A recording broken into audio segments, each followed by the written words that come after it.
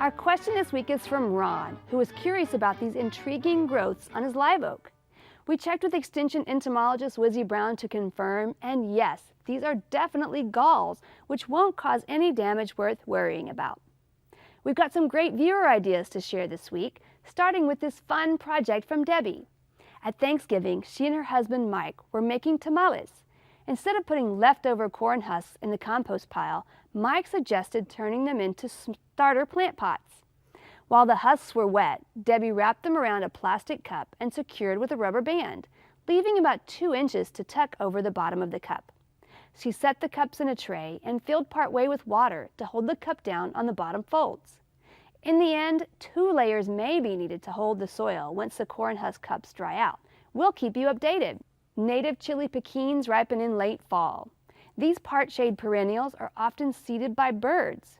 Most winters they freeze to the ground, but usually return from the roots each spring. These tiny fruits are very hot, much hotter than jalapenos, and Rob shares his recipe for fiery salsa. Put 1/2 cup of chili pequins in a small jar with a lid.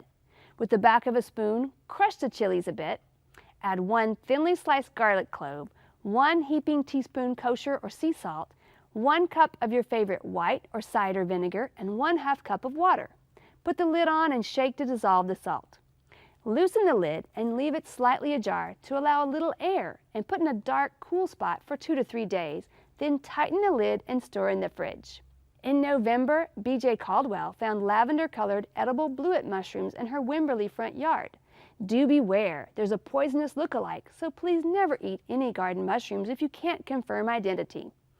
Also in November, before the early freeze, Charles found this gorgeous dragonfly on his Pride of Barbados. We'd love to hear from you. Click on centraltexasgardener.org to send us your questions, pictures, and videos.